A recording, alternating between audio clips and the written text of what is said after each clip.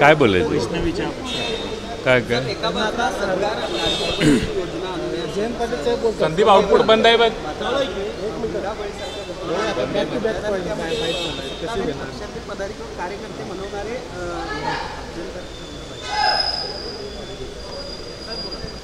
धक्कादायक आहे. अशी घटना होणंच चुकीचं आहे आणि मला वाटतं की आता सगळे आरोपी पकडलेले आहेत.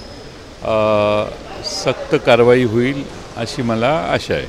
साहेब, हे आरोपी पकडले असले तरी ते तळेगावमध्येच 7 दिवस होते बिर्याणी खात असलेला व्हिडिओ आहे तो समोर आलेला आहे. आपण गृहमंत्रीपद सांभाळलेलं आहे.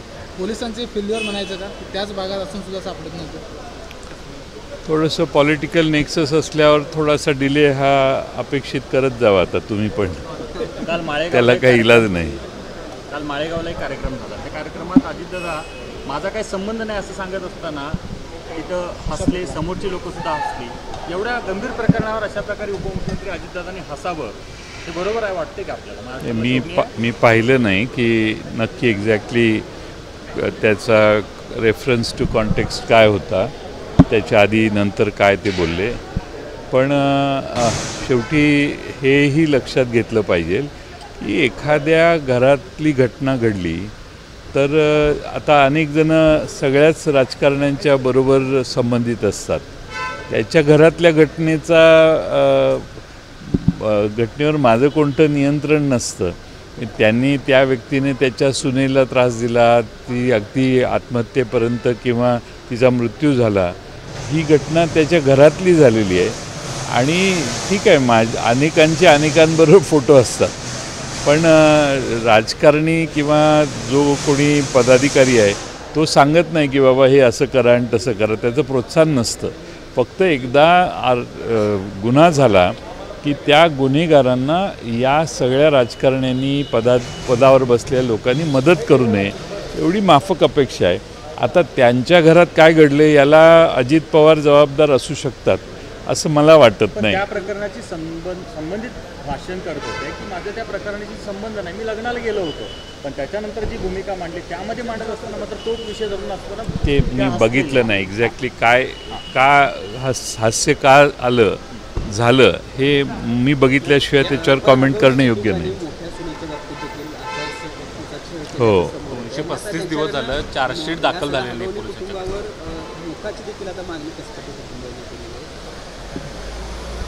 आता 7 वर्षाच्या आत एखाद्या सुनेला त्रास झाल्यावर आपल्याकडे अतिशय कडक कायदा आहे.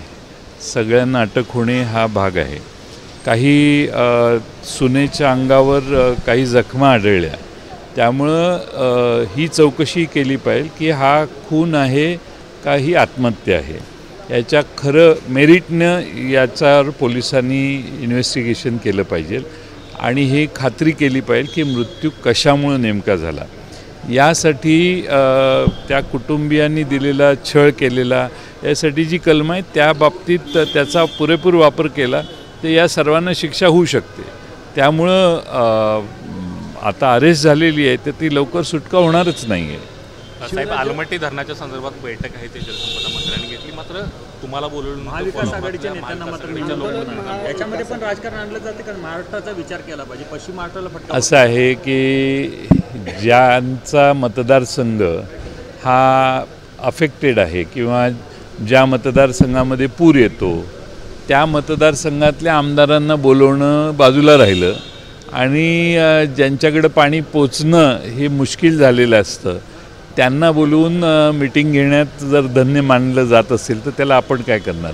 सत्तारूढ पक्षाच्या लोकांनी सत्तेत बसणाऱ्या आपल्याच पक्षाच्या सत्तेतल्या आमदारांना बोलवायचं आणि बैठका घ्यायचा, त्यांना दुसरी बाजू कळू शकत नाही.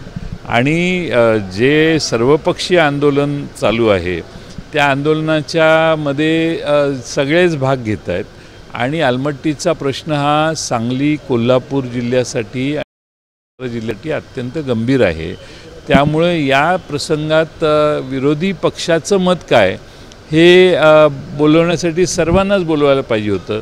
पण आम्ही बघितलं की विरोधी पक्षाचे सतेज पाटील, बंटी पाटील असतील किंवा तिकडं विश्वजित कदम असतील, माझा मतदारसंघही त्यात येतो, किंवा त्या भागातले खासदार विशाल पाटील असतील, यापैकी कुणालाच बोलवलं नाही आणि हे चुकीचं आहे. अशा अनिष्ट प्रथा म्हणजे प्रत्येक गोष्टीत राजकारण करण्याची जी पद्धत सुरू झालेली आहे ती सरकारने आणि मुख्यमंत्र्यांनी पुढाकार घेऊन जरा बंद केली पाहिजे असं मला वाटतं. शिवराज्याभिषेक सोहळा हा कायमस्वरूपी बंद व्हावा असं भोले गुरुजींची मागणी आहे. आणि आत्तापर्यंत 6 जून आत्तापर्यंत भारतीय आपले जे इतिहास संशोधक आहेत यांनी जो इतिहास मांडला तो खोटारडा आहे असंही त्यांनी. असं आहे की इतिहास जो आम्ही लहानपणापासून शिकलो तो मोडून काढायचा आणि नवी व्यवस्था निर्माण करायची असा प्रयत्न काही लोक करत आहेत. आजपर्यंत छत्रपती शिवाजी महाराजांच्या बाबतीत आता शिवराज्याभिषेक सोहळा याचं दुःख वाटण्याची काय गरज आहे. छत्रपती शिवाजी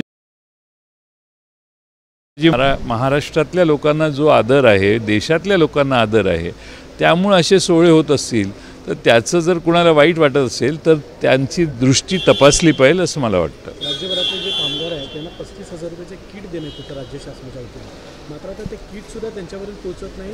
एजंटांचा सुळसुळाट झाला, पैसे त्यांच्याकडे काढले जात आहेत. तर याला काय म्हणणार? प्रचंड सुळसुळाट झालेला आहे. फार मोठ्या प्रमाणात त्या महामंडळाकडूनचे पैसे खर्च होत असताना, वाटप करत असताना एजंट मधल्यामध्ये लाभार्थ्यांच्याकडून पैसे घेतात. पारदर्शीपणा नाही आहे आणि याच्या जे एजन्सीज आहेत जिथं रजिस्टर करायचं तेही सत्तारूढ पक्षाच्या लोकांच्या हातात या एजन्सीज आहेत. त्यामुळे तिथंच पैसे घेतले जातात. तिथंच सत्तारूढ पक्षांची स्पॉन्सर्ड लोक जी आहेत ते त्या ठिकाणी देवाणघेवाण करतात आणि मग त्याचा प्रस्ताव वर जातो आणि तो मंजूर येतो.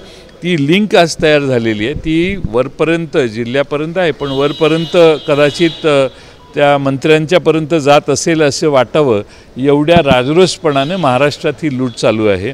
आणि बांधकाम कामगार खरेच आहेत का? त्यांनी बांधकामात वर्षातनं किमान निम्मे दिवस तरी बांधकामावर जाऊन काम केलं पाहिजे. पण कोणीतरी सर्टिफाय करतं, कोणीतरी सर्टिफिकेट घेऊन लगेच दाखवतं. ज्यांचं कॉन्ट्रॅक्टिंगचा व्यवसाय आहे ते सर्टिफाय करतात आणि लगेच त्यांना सगळ्या सुविधा देतात. सुविधा द्यायला माझा विरोध नाही, गरिबाला सुविधा दिल्या पाहिजेत. पण तुमची जी व्याख्या आहे बांधकाम कामगार म्हणून, त्या व्याख्येत न बसणाऱ्यांना देखील जर तुम्ही फायदे द्यायला लागला तर याचा अर्थ हे पैसे वाटायची नवी यंत्रणा तुम्ही सुरू केलेली आहे. थँक्यू.